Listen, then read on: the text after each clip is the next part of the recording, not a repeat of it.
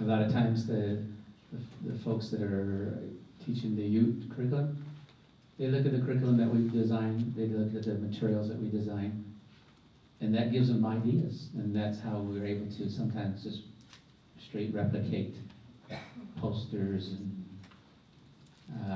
booklets, that kind of idea. So we help each other that way. The second time the lawsuit came around was to say, you know, in the Navajo language, Navajo Nation had a big hand in that one, and at least that's when I showed up, and that's when I began to see what was really needed, yeah. Ruben indicated that Navajo Nation really wants the language and the culture to be in the classroom, be taught by a teacher. And then he mentioned the 5 standards.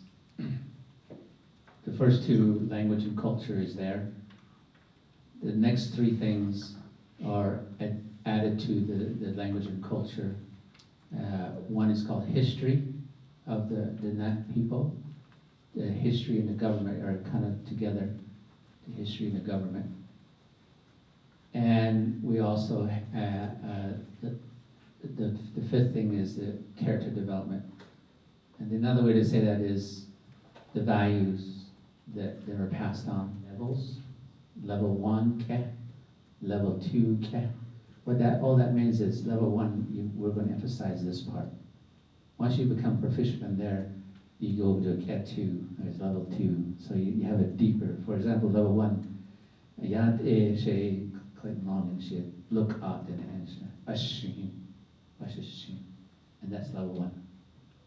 Level 2 says, now I'm going to let you know about grandpa, you know. So level 2, you're adding to ke, all right? Level 3, we want you to be fully sane,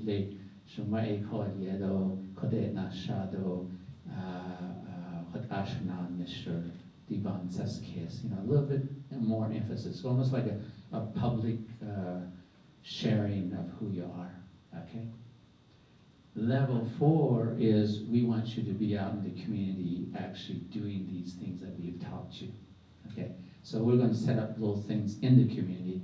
We're going to tell you, we need you to go to that conference or that gathering, or we have a community event, we want you to represent your, you know, whatever you're going to do, maybe a song or a dance. So that's level 4. And level 4 is really beautiful because we will take over with the community group.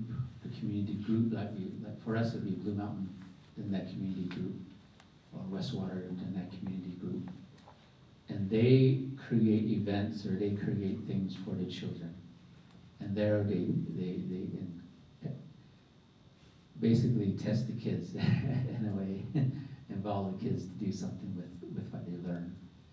And the idea is that every single one of us individually, we have very limited knowledge of our own language and culture yet, individually. But collectively, if we all gather together right now, we will grow. We will have this tons of knowledge. But we still don't know everything as a group, but at least we have a base, and that's what this curriculum is all about, okay? And so if a child learns about Yat-e, conversational-wise, but he's out in the community, he's going on a trip up to Alaska through the community. I mean, the school district can't do all that, but the community group, summertime, we could say, we're going to Alaska, we're going to have an exchange program with the Athabascans up there. At that time, maybe up there, they figured out the word Yat-e has a different meaning, okay? On their own, the kid that's going up there has a basic knowledge of Yat-e. But up there, they might say, Yat-e, power of heaven. And so now they added a new knowledge to the word Yat-e. Ya-at-e.